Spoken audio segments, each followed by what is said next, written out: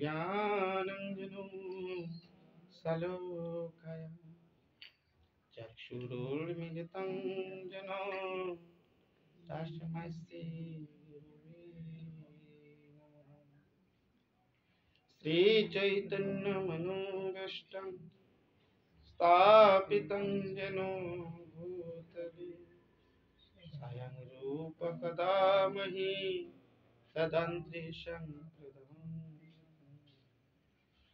वन्देऽहं श्रीगुरुं श्रीयुत पद कमलम श्री गुरु वैष्णवांश श्री रूप सग्रजात सहगण रघुनाथ तम सजीवम साधुतं सर्वभूतं परिजन सहितं कृष्ण चैतन्य देवं तथा कृष्ण पदाये सहगण ललिता विशाखातं नमोऽयं विष्णुपदाय कृष्णपृष्ठाय भूतले श्रीमते भक्तिवेदान्त स्वामिनिते नमस्ते सरस्वती देवी गौरवाणी प्रचारिणी निर्विशेष शून्यवादी पश्चादेशधारिणी नामयं विष्णुपदाय कृष्णपृष्ठाय भूतले श्रीमते भक्तिचारु स्वामिनिते स्निग्धचेतसोपनीत वाग्मीनं च रसाप्लुतं प्रभुपादगतप्राणं भक्ति वञ्चाकल्पतरुवश्य कृपासिन्धुभ्यो वच प्रतितानं पावनेभ्यो वैष्णवेभ्यो ॐ नमो महावदनाय कृष्णप्रेम प्रदायते कृष्णाय कृष्ण चैतन्य नाम्ने गौरतिसे नित्यानन्द नमस्कृतं प्रेमानन्द प्रदायते कलो कलो नाशाय जाह्नवपतये हे कृष्ण करुणा सिन्धु दीनबन्धु जगत्पते गोपेश गोपिका कान्तो राधा कान्तो नमोस्तुते तप्त कंचन गौरांगी राधे वृंदावनेश्वरी वृषभानुसुता देवी प्रणमामि हरे जय जय श्री कृष्ण चैतन्य प्रभु नित्यानंद श्री अद्वैत गदाधर शिवासादि गौरभक्त हरे कृष्ण कृष्ण कृष्ण हरे हरे हरे राम राम राम हरे हरे ओम नमो भगवते वासुदेवाय ओम नमो भगवते वासुदेवाय ओम नमो भगवते वासुदेवाय हरे कृष्ण সকলকে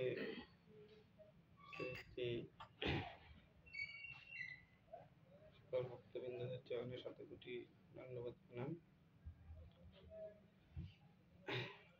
যাই হোক,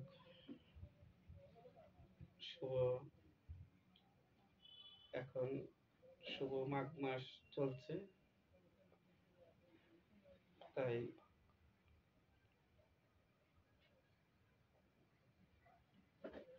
ভগবান গীতার আমরা যে ভজনটা করলাম সেটা হলো শরণাগতি। এই ভজনটা ভক্তি বিনোদ ঠাকুরের সুন্দর ভজন। সেই ভজনটা হলো শরণাগতি। শরণাগতি মানে ভগবানের কিভাবে আমরা শরণাগতি হতে পারি।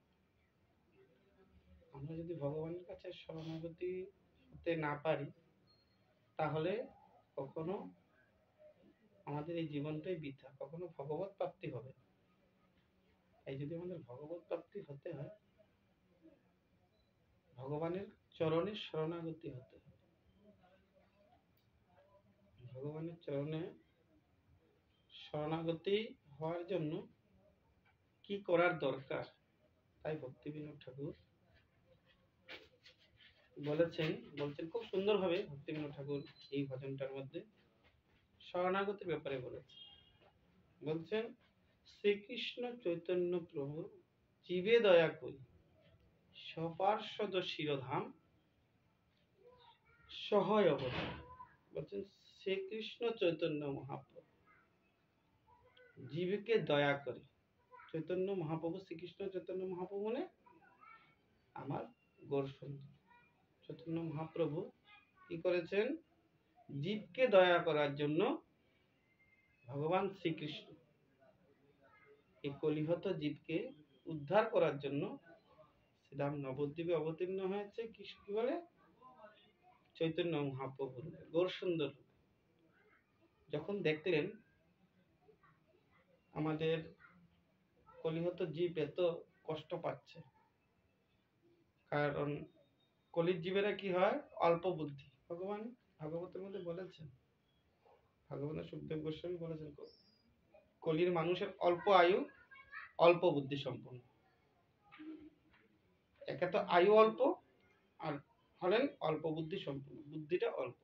এই জন্য কলিহত জীব কি করে? সব সময় ভগবত চিন্তার বাইরে অন্য চিন্তার দিকে ধাবিত। তখন এক সময় যখন দেখলেন, এক সময় কি হয়েছে, মানুষ কৃষ্ণকে পূজা করতেন। কারণ কি? আমাদের আসল উদ্দেশ্য হলো কৃষ্ণ প্রাপ্তি। এখনো তো লোকেরা কৃষ্ণ, আপনি জপ করতে বললে জপ করবেন, ভগবত গীতা পাঠ করতে বললে না না, ভগবত গীতা পাঠ করলে অসুবিধা আছে। বলছে বলে যদি ইসে হয়, ভুল হয়, তাহলে তো আমাদের অপরাধ হবে। কিন্তু সেটা কোনো অপরাধ না, ভুল করতে করতেই শুদ্ধ হবে। কিন্তু আমরা পাঠ করতে, ভগবত গীতা পড়তে চাই, কাউকে জপমালা দিতে চান, না না আমার এখনো বয়স হয়নি, আমার সময় হয়নি। কিন্তু আমরা সবকিছু করতে পারি, কারণ আমরা কলিহত জীব এতই মন্দবুদ্ধি। কি হয়, আপনি যদি একটা ছেলেকে, বাচ্চা ছেলেকে যদি ভগবত কথা শোনান বা ভগবত ভক্তি, আমার পক্ষে 10-15 দিন মন্দিরে আসো, ওকে বাড়ির মানুষ, আশেপাশে ওরা সবাই চাপ দেবে। ওরা চাপ দিয়ে বলবে কি, এই মন্দিরে যাওয়ার দরকার নাই, এখন তো ভগবত সেবার সময় না, বয়স হোক। এরকম ভাবে আমাদের কি হয়, এটা বাড়ির থেকেও, হ্যাঁ এই বয়স নাকি নিরামিষ খাওয়ার, এখন জব করার সময় নাকি, এখন তো সেরকম আমাদের মন্দবুদ্ধি সম্পূর্ণ। আমরা নিজেরাও ভগবত ভক্তি হয় না, আর অন্য কাউকেও আমরা কি করি? ভগবত ভক্তির দিকে আগাতে পারি। দেখবেন তো আমরা এখানে যারা যারা ভক্ত ভালোই, অনেকের সমস্যা, আমরাও এরকম হয়েছে, বন্ধু বান্ধবরা অনেক কথা বলে, শিক্ষা রাখলে সেরকম বলছেন মন্দ বুদ্ধি সম্পন্ন, কি করতে লাগবে সেটা জানে না। কৃষ্ণ তখনই, প্রথমে তো অদত্ত আচার্য এসেছিল এই জগৎ, শান্তিপুর। অদত্ত আচার্য ভগবানকে রোজ তুলসী পত্র গঙ্গার জল দিয়ে রাখতেন, হে গোবিন্দ কবে আসবে এই কলিহত জীবকে উদ্ধার করার জন্য। কেউ কৃষ্ণ কথা শুনতো না, দেব দেবীর পূজা নিয়ে ব্যস্ত। আমরা সবসময় দেখতে পারি আজকাল তো কি হয়েছে, অন্য অন্য ফ্যাশন সবকিছুতে। আমরা দেখবেন জন্মাষ্টমী কম, সেদিন ফটো, সবার বাড়িতে জন্মাষ্টমী করে, কিন্তু শুদ্ধভাবে না, যে সেইভাবে সবার বাড়িতে গোপাল আছে, গোপাল সেবা করছে, কিন্তু দেখবেন যে কিভাবে করতে হয় সেটা জানে না, বিধি নেই। যে বিগ্রহ নিয়ে ঘুরছে, আমরা দেখতে পাই অনেকে বিগ্রহ নিয়ে ওই রাস্তায়, ট্রেনে, অ্যাকচুয়ালি ঘুরতে নেই।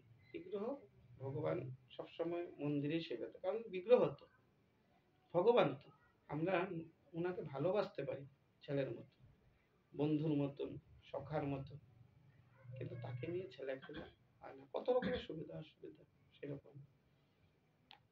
এই জন্য এই কলিহত জীবকে উদ্ধার করার জন্য চৈতন্য মহাপ্রভু কি হয়েছেন, স্বপার্শ্বদ এসেছিলেন, একা আসেনি।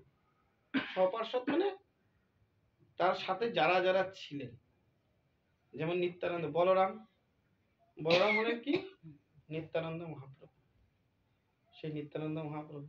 অদত্ত আচার্য হলেন সদাশিব মহাবিষ্ণু অবতার। শ্রীবাস পণ্ডিত হয়েছেন নারদ, আর গদাধর হলেন রাধারানী। এরকম স্বপার্শ্বদ। ভগবান যখন আসে তখন একা আসে। ভগবান যখন আসে, ভগবানের পার্শ্বদ বা স্থান সেখান থেকে নিয়ে আসে। যেরকম আমরা বৃন্দাবন ধাম দেখতে পারি, নবদ্বীপ ধাম দেখতে পারি। সেই ধামগুলি ভগবান যখন আসে সহধাম, সপার্শ্বদ সহধাম সহ অবতার, সব পার্শ্বদ নিয়ে ধাম সহ কি এসে কোথায় এসেছেন? অবতার হয়েছে। কোথায়? শ্রীরাম নবদ্বীপ। বলছেন ভগবান কিসের জন্য? অত্যন্ত দুর্লভ প্রেম করিবারে দাম। যেটা অত্যন্ত দুর্লভ, এই যে রাধা কৃষ্ণের এটা প্রেম অত্যন্ত দুর্লভ, এটা সহজে পাওয়া যায় না। যে আমরা হরে কৃষ্ণ কৃষ্ণ কৃষ্ণ হরে হরে, হরে রাম রাম রাম হরে হরে, এই মহামন্ত্র এটা গোলকের প্রেম ধন, এটা কিন্তু এখানকার না। এই গোলকের প্রেম ধন যখন ভগবান দেখলেন, সত্যযুগের মানুষরা কি করতেন? তপস্যা করতেন, অনেক অনেক দিন, আয়ু ছিল সেই রকম 1,00,000 বছর, 10,000 বছর সেরকম বাঁচতেন। ত্রেতা যুগে যজ্ঞ করতেন, এক এক যজ্ঞে বসলে 2-3 বছর লেগে যেত।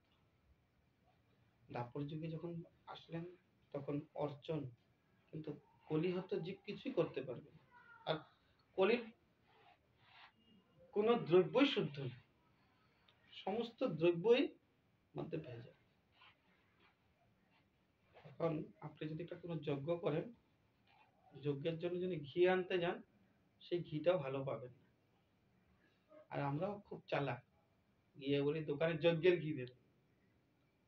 ভালো খাওয়ার ঘির যদি দাম বেশি হয় আর যজ্ঞের ঘিটার দাম কম পাকে, যেহেতু এটা আমরা ইউজ করব না, কিন্তু শুদ্ধ না, এটা কি দিচ্ছে আমরা নিজেও বলতে পারছি না। কলিযুগে কোনো, আপনি যদি কাউকে দিয়ে শুদ্ধ সদাচার তো পাওয়াই যাবে না। শুদ্ধ সদাচার ছাড়া কত কত যারা বেদ উচ্চারণ করে শুদ্ধ সদাচার নয়, সেই রকম দিয়ে আমাদের কি হয়? কাজ করাতে হয়। এই জন্য বলছেন কলিযুগে অন্য কোনো কিছু নেই, কলিযুগে একমাত্র হরির নাম। চৈতন্য মহাপ্রভু এই জন্য বারবার বলছেন, এই যে হরির নাম, এই অত্যন্ত দুর্লভ প্রেম, রাধা কৃষ্ণের প্রেম দান করার জন্য ভগবান এই জগতে আসছে। তাই বলছেন অত্যন্ত দুর্লভ প্রেম করিবারে দান, শিখাইল শরণাগতি ভগতের প্রাণ। শরণাগতি শিখিয়েছেন কিভাবে ভগবানের চরণে শরণাগতি হতে হবে।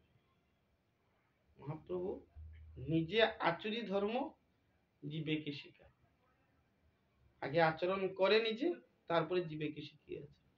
যখন মহাপ্রভু কলিযুগে অবতীর্ণ হয়েছেন, উনি নাম কীর্তন আদি নিয়ে ব্যস্ত থাকতেন। কেউ মেনেছে, কেউ মানেনি। তাই মহাপ্রভু নিজে ভাবলেন, যদি আমাকে এইভাবে না মানে, আমি সন্ন্যাসী হয়ে দেখি। এই জন্য সন্ন্যাস নিয়ে নিজে আচরণ করবে, সন্ন্যাস নিয়ে পায়ে হেঁটে অনেক জায়গায় এই হরির নাম প্রচার করবে। নিত্যানন্দ মহাপ্রভু, হরিদাস সবাইকে বললেন যে যাকে পাও তাকে বলো কৃষ্ণ উপদেশ, যাকেই পাবে তাকে কৃষ্ণ উপদেশ দেবে। যাকে পেলে অন্য কোনো কিছু না, একমাত্র কৃষ্ণের উপদেশ দিতে হবে। বলে আমার আজ্ঞা গুরু হইয়া, বলছেন আমি বললাম তুমি আজ্ঞা। আমরা কি করি, কেউ সাথে দেখা হলে কি বলি? কেমন আছো, কি বাড়িতে কেমন করছো, কাউকে কৃষ্ণ কথা বলি।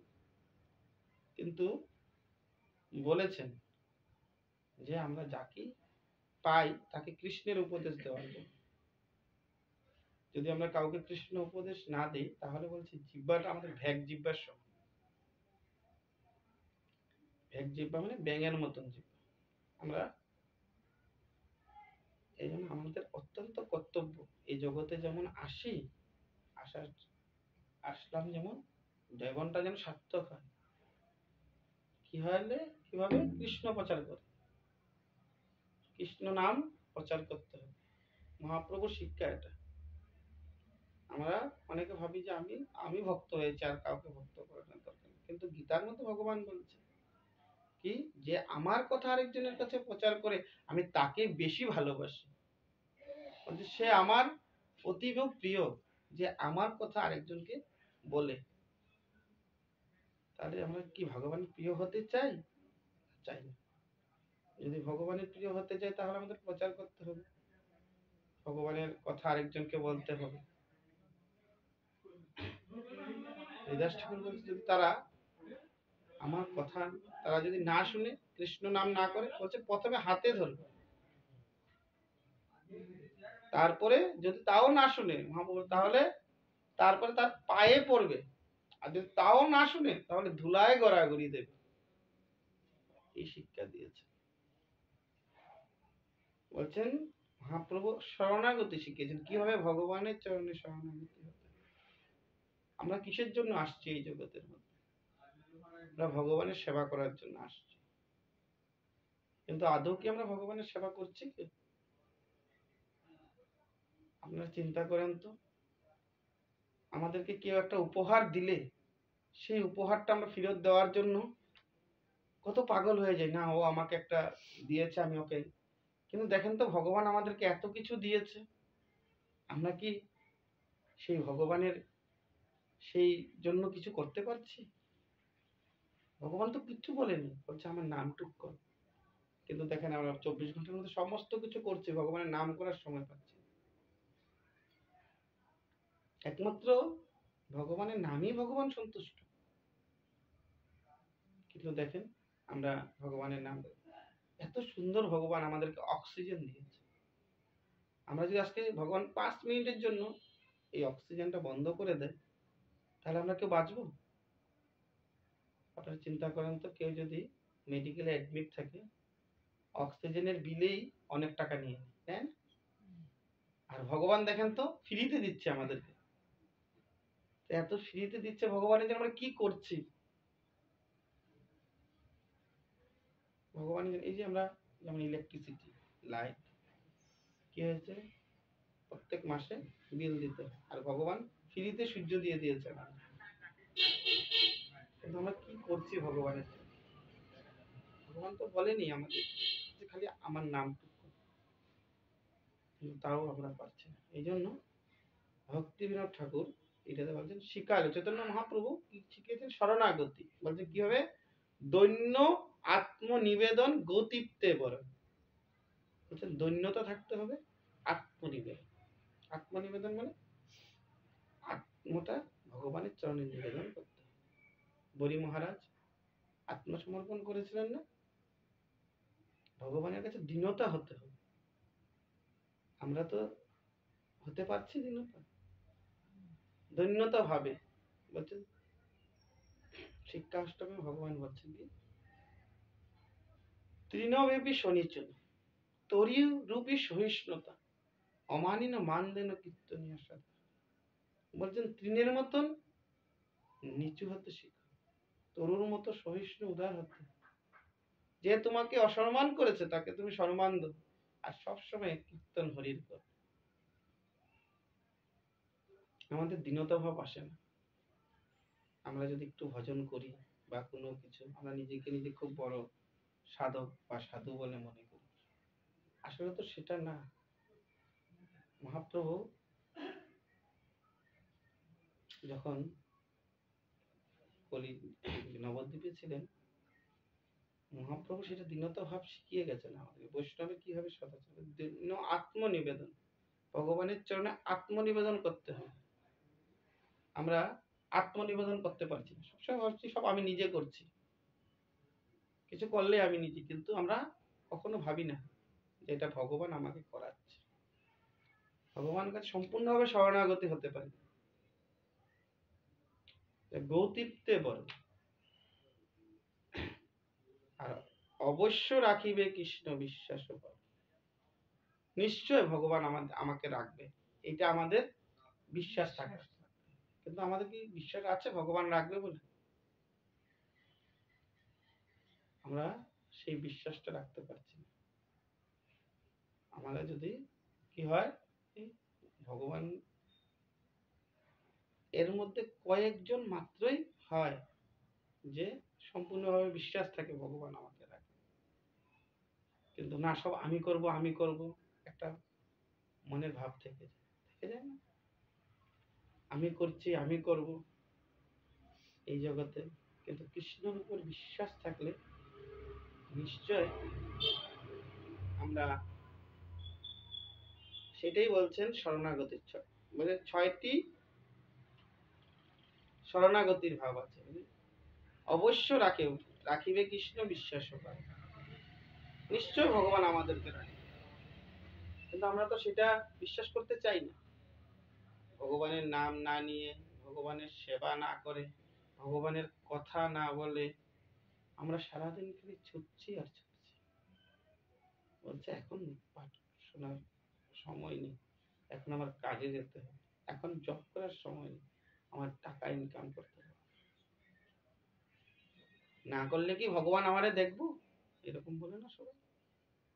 আমি যদি পয়সা পয়সা হরিনাম করি তাহলে ভগবান, ভগবান তো কথা দিয়েছে আমরা আমার ভক্ত বলে। দেখেন তো হাজার হাজার ভক্ত, কোটি কোটি ভক্ত ভগবানের নাম করছে, তাদের জন্য ভগবান আহার যোগাচ্ছে না? এখন আমরা কাম করছি, যখন আমরা মাতৃগর্ভে ছিলাম তখন কি কোনো কাজ করেছি? যখন আমরা জন্ম হইনি, মাতৃগর্ভে ছিলাম, তখন কি আমরা কোনো কাজ করতাম? সেখানে তো ভগবান আমাদেরকে নিশ্চয় খাওয়িয়েছে না, সেখানে খাওয়া জোগাড় করেছে। যখন আমরা জন্ম হয়েছি তখন কি কোনো কাজ করতাম? মাতৃস্তন্যে দুধ দিয়ে দিয়েছে, কিন্তু সেই কথাগুলো আমরা ভাবতে পারি না যে আমরা কর্ম করছি, কি কর্ম করতে লাগে সেটাই জানি। আমরা ভগবানকে ভুলে গিয়ে জড়জগতের কর্মে আসক্তি। তারপরেই বলছে জড়জগৎ নিয়েই আমরা ব্যস্ত সবাই। সকালে কি হয়েছে, আমরা যাই করি নিজের জন্য করছি, ভগবানের জন্য কতটুকু করছি? এই শরীরটাও তো দিয়েছে ভগবান সেবা করার জন্য। এই জন্য বলছেন যে আমরা ভগবানকে বিশ্বাস করতেই পারলাম না এখন পর্যন্ত। বলছেন অবশ্য রাখিবে কৃষ্ণ বিশ্বাস ও পালন। কৃষ্ণ রাখবে সেটা মনে রাখতে হবে। তারপরে বলছেন ভক্তির অনুকূল মাত্র কার্যেরও শিকার। ভক্তির অনুকূল, যেটাতে ভক্তির অনুকূল হবে, যেটাতে আমার ভক্তি হবে, সেটা আমার স্বীকার গ্রহণ করতে হবে। যেটা করলে আমার ভক্তি ভাব আসবে। ভক্তি ভাব কিভাবে আসবে সেটা আমাদের খুঁজতে হবে, ভক্ত সঙ্গ করতে হবে, ভগবানের কথা শুনতে হবে, গ্রন্থ পাঠ করতে হবে, সাধু সঙ্গ করতে হবে, সেটাতে কি হবে? ভক্তি বাড়বে। আর আমরা যদি ভক্ত সঙ্গ না করে অসাধুর সঙ্গ করি তখন কি হবে? আমাদের ভক্তি বাড়বে? আমরা এই যে আমাদের চোখটা দিয়েছে কিসের জন্য? ভগবানের বিগ্রহ দর্শন করার জন্য। কিন্তু আমরা ভগবানের বিগ্রহ দর্শন করছি না। এই কান দিয়েছে কিসের জন্য? কৃষ্ণ কথা শ্রবণ করার জন্য। আমরা শুনছি দুইজনে মিলে কথা বললে ওর কথা ওর কথা ওই কথা সেই কথা বলে আমরা সময়টা, কানটাকে অসময়ে নষ্ট করে দিচ্ছি। মুখটা দিয়েছে কৃষ্ণ কথা বলার জন্য, আর আমরা কৃষ্ণ কথা না বলে অন্য অন্য কথা বলে যাচ্ছি। বলতে ভক্তির, যেটাতে ভক্তি হবে সেটাতে যেতে, মন্দিরে যেতে হবে। আমরা অনেক সময় কি হয় যে মায়া একদিকে আর ভগবান একদিকে। কি হয়, আমাদের মায়ায় এত জর্জরিত, কেউ যদি মন্দিরে আসতে বলে তখনও আমাদের সময় হয় না। যে অল্পক্ষণ আগে এক মাতাজি আসলো, ওনাকে এমনি কিন্তু উনি প্রতিদিন রাস্তায় যেরকম ঘুরে আর কি, পাঠের কথা বলেন, না না আমার এখন বসার সময় নেই। তার মানে কি, উনার ভিতরে এখনো বয়স হয়ে গেছে, কিন্তু ভগবত ভক্তি আসে। বলছেন ওইটা কিন্তু নকল, যেটার জন্য উনি চলে গেলেন। এখন গিয়ে দেখবেন উনি কোনো টিভি বা কোনো সিরিয়ালে দেখছে, কিন্তু যে উনার জীবনের কোনটা দরকার এটাই এখনো বুঝতে পারলেন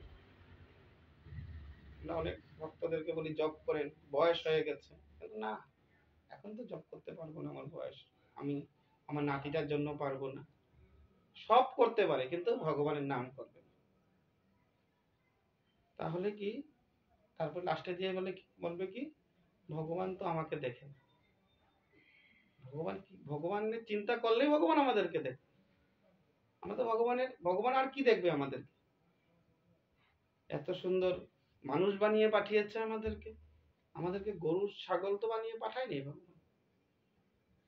আমাদেরকে সুন্দর মস্তিষ্ক দিয়েছে বুদ্ধি জন্য। চিন্তা করুন তো, মানুষ তাও ভগবানের কাছে যাচ্ছে না। আমরা বাড়িতে বাড়িতে গিয়ে বলছি আপনারা হরিনাম করুন, সবাই এত সুন্দর। আমরা প্রতি বছর বা সব সময় আমাদের এখানে সাধুরা আসছেন, সুন্দর কথা বলছেন, আসে না কেউ ভগবানের কথা শুনতে? তো চিন্তা করুন কলিহত জীব কিভাবে জর্জরিত হয়ে আছে, ভগবানের কথা শুনতে চায় না, উদ্ধার হতে চায় না এই জগৎ থেকে। তাই বলছেন ভক্তির অনুকূল মাত্র কার্যের শিক্ষা। যারা ভক্তি হতে চায় তাহলে ভক্তির অনুকূল হতে হবে, আর ভক্তির প্রতিকূল ভাব বর্জন অঙ্গীকার। ভক্তির প্রতিকূল, যেটাতে আমার ভক্তির প্রতিকূল হবে। মহাপ্রভু একটা গান আছে না, যারে দেখলে ভাই হরি কথা নাই, তার মুখ পানে চাইও না। বলছেন যারে দেখলে হরি ভুলে যায়, তারও মুখ পানে যায়। বলছেন যার কাছে গেলে হরি কথা নাই, সেখানে যাওয়ার দরকার নেই। যেখানে যার কাছে গেলে হরি ভুলে যাবে, সেখানে যাওয়ারও দরকার নেই। বলছেন যা, এই জন্যই ভক্তির প্রতিকূল। যারা ভক্তির লাইনে নেই তাদের সাথে সঙ্গটাই ত্যাগ করতে হবে। কারণ আমাদের সর্বশ্রেষ্ঠই হলো সঙ্গ। যদি আমাদের সঙ্গটা ভালো না হয় তাহলে আমরা ভক্তি লাইনে আগাতে পারবো না। জন্য ভক্তি সঙ্গ করতে হলে ভক্তের সঙ্গ করতে হবে। অনেক অনেক ভক্ত আসে এখানে জব করে, অনেক দিন জব করে, খুব ভালো একাদশী করে, কদিন পরে সমস্ত কিছু আবার ছেড়ে দেয়। কারণ যে ওই সঙ্গে যায়, সঙ্গে করা বলে এসব করার দরকার আছে। অনেক অনেকে বলে তো আমাদের, তুমি যেখান থেকে নাম নিয়েছো এখানে তো এরকম করতে নেই, এখানে তো জব করার দরকার নেই, ওখানে তো তিলক করতে বলেনি, এখানে তো গীতা পড়তে বলেনি, এরকম বলে বিভ্রান্ত করে। না, আমাদের গুরুদেব তো বলেনি। সেই দিন ওই প্রভু বলছিল, ওনার এক বন্ধু যে ফোন করেছে, ওনার গুরুদেব মানে যে জব করার কথা বলে, কিন্তু জবটা সবাই করতে লাগে, হরিনাম জব। এই জন্য আমাদের জবটাই আসল এই জগৎ। যদি আমরা, যে গুরুদেবে বললো হরে কৃষ্ণ মহামন্ত্র জপ করতে না, সেটা কি হয়? আসল তো হরে কৃষ্ণ মহামন্ত্র, কলিযুগের যুগ ধর্ম না, এটাই তো জপ করতে হবে। কিন্তু বলছে না তুমি জপ করতে পারবে না, মালা নিতে পারবে না। যেটাতে ভক্তি হবে সেটাই বারণ করে দিচ্ছে। কিসে ভক্তি হবে আমাদের জানতে হবে। এই জন্য সবচেয়ে বড় হলো সঙ্গ আর সদ্গুরুর আশ্রয়। যতদিন ধরে আমরা সদ্গুরু, সৎসঙ্গ বা সদ্গুরুর আশ্রয় না হবো, এইসব বিষয়ে আমরা জানতেই পারবো। জন্য সদ্গুরুর অনেক প্রয়োজন। আর সৎসঙ্গ, ভক্ত সঙ্গ করতে হবে, সাধু সঙ্গ করতে হবে, তারপরে বুঝতে পারবো ভক্তের মাহাত্ম্য। ভক্তির মাহাত্ম্য কৃষ্ণকে আমরা দূর থেকে তো খালি বিগ্রহই দর্শন করবো, কিন্তু যে আমরা কৃষ্ণের অঙ্গ, কৃষ্ণ থেকে এসেছি, আবার যে কৃষ্ণের কাছে ফিরে যেতে লাগবে, সেটা তো আমরা জানতে পারবো না। আগে কি আমরা জানতে পেরেছি? আপনারা কি জানতে পেরেছিলেন আগে আমরা যে কৃষ্ণ থেকে এসেছি? যেহেতু আমরা এখন আমাদের ভক্ত সঙ্গ হওয়ার ফলে, গীতা পাঠ করার পর আমরা জানতে পেরেছি আমরা ভগবান কৃষ্ণ থেকে এসেছি, আবার কৃষ্ণের কাছে ফিরে যেতে হবে। এটাই জানাটা হলো ভগবত ভক্তি, কৃষ্ণ ভবনামৃত। এটাই জানতে হবে।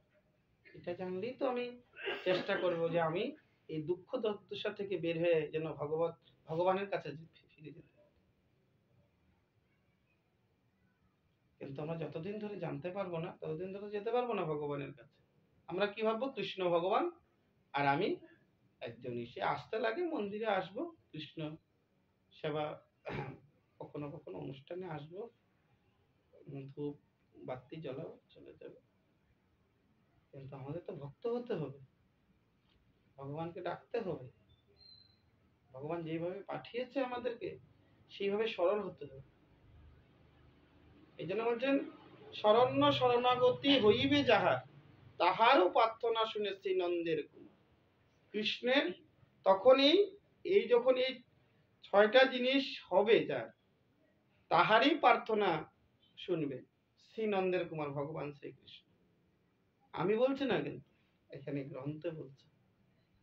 কি বলছেন? শরণ্য, এই 6টা শরণাগতি হতে, দন্য আত্মনিবেদন, গতিত্বে বরণ, অবশ্য রাখিবে কৃষ্ণ বিশ্বাস পালন, ভক্তির অনুকূল মাত্র কার্যেরও স্বীকার, ভক্তির প্রতিকূল ভাব অর্জন অঙ্গীকার। এই শরণ্য, এই 6টা জিনিস যার হবে তারই প্রার্থনা শ্রী নন্দের কুমার শুনতে পারে, নাইলে না হলে শুনবে না ভগবান শ্রীকৃষ্ণ। এগুলি হওয়া দরকার। এটাই হলো শরণাগতি। শরণাগতি যতদিন ধরে হবে না, আমরা ভগবান কৃষ্ণকে লাভ করতে পারবো। এই শরণাগতি কখন আসবে? যখন আমরা জপ করব, শুদ্ধভাবে জপ করব। জপটা আমাদের আসল। এই যে কলিযুগের মহামন্ত্র হরে কৃষ্ণ কৃষ্ণ কৃষ্ণ হরে হরে, হরে রাম রাম রাম, এই মহামন্ত্র যত জপ করব আমাদের হৃদয় তত মলিন হবে, ততই ভগবানের দিকে আমাদের প্রেম আসবে, প্রেম জাগবে। যত কৃষ্ণ কথা শুনবো ততই ভগবানের প্রতি আমাদের প্রেম আসবে, কৃষ্ণের প্রতি ভালোবাসা আসবে। এই জন্য কৃষ্ণের কথা শুনতে হবে। কৃষ্ণের কথা না শুনলে হবে না। কৃষ্ণের কথা শুনলেই তো, রুক্মিণী দেবী তো জানেন, রুক্মিণী দেবী ভগবান কৃষ্ণকে না দেখেই ভগবান কৃষ্ণকে প্রেম করেছেন। কিসের জন্য? ভগবানের কথা শুনে শুনে। এজন্য নববিধা ভক্তির প্রথমেই দিয়েছেন শ্রবণ, কৃষ্ণের কথা শ্রবণ করতে। যখন আমরা কৃষ্ণ কথা শ্রবণ করব তখন কৃষ্ণের প্রতি আমাদের সেই প্রেম জন্মাবে। তারপরে কিন্তু কীর্তন করতে হবে, হরে কৃষ্ণ মহামন্ত্র কীর্তন করতে হবে, ভগবানের নাম জপ করতে হবে। যদি আমরা ভগবানের নাম জপ না করি, ভগবানের নাম কীর্তন না করি, তাহলে আমাদের কোনো লাভ নেই এই জগতে। বৃথা এই জগতে জন্ম মৃত্যু জরা ব্যাধির মধ্যে আমরা আসবো আর যাব। বৃথায় জন্ম নিয়েছি মনুষ্য জন্ম। এই মনুষ্য জন্ম কিন্তু আমরা ভালো থাকবো, ভালো খাবো, সেই জন্য ভালো ঘর তৈরি করব, 4তলা 5তলা বিল্ডিং। দেখবেন এই মাটিটাও আমাদের সঙ্গে না, মাটিটাও ধন সম্পত্তি সব মাটি বলছেন, শাস্ত্রে বলেছেন, কিছুই তো নিজের থাকে না। সমস্ত কিছু মাটিটা পর্যন্ত নিজের থাকবে না। এটা কতটুকু পর্যন্ত যাবে? ওই যতক্ষণ পর্যন্ত মাটিতে রাখবে যেখানে, কতটুকু পর্যন্ত থাকবে। স্ত্রী পুত্র, স্ত্রী কতটুকু পর্যন্ত থাকবে? দরজার পর্যন্ত। বাড়ি থেকে বের হয়ে গেলে আর স্ত্রীর সাথে কোনো সম্পর্ক নেই। বাড়ির বের আর স্ত্রী আর স্বামীর সঙ্গে সম্পর্ক শেষ। পুত্র পরিজন কতটুকু? শ্মশান পর্যন্ত। শ্মশান পর্যন্ত আত্মীয় স্বজন, যা এত আত্মীয় স্বজন, আমার মামা কাকা জেঠা কাকু সমস্ত কিছু ছিল, কিন্তু কতটুকু পর্যন্ত? শ্মশান পর্যন্ত থাকবে। আর এই দেহটা ওই চিতা পর্যন্ত। দেহটা কতক্ষণ চিতাতে উঠালে এই দেহটা ভস্ম হয়ে যাবে। এই দেহটা আমাদের সঙ্গে যাবে না।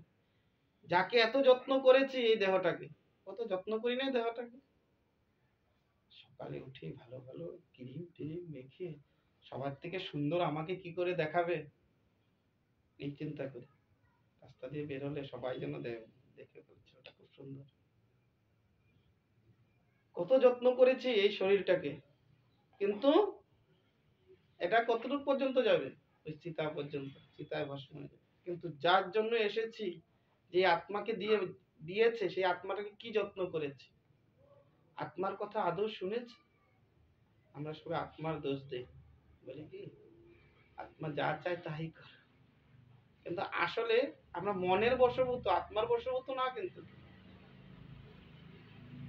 এই জন্য আত্মা একমাত্র কৃষ্ণ কথা শুনতে চায়, প্রসাদ সেবন করতে চায়, ভক্ত সঙ্গ করতে চায়।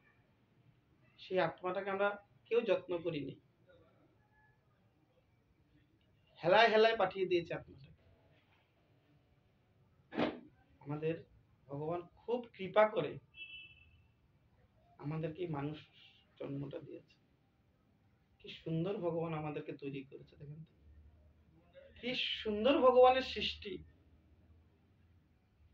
দেখেন তো কি সুন্দর। আমাদের আমাদের হাত দুটো আগের দিকে দিলে, মাথাটা ঘুরিয়ে দিলে দেখতে কি ভালো হতো।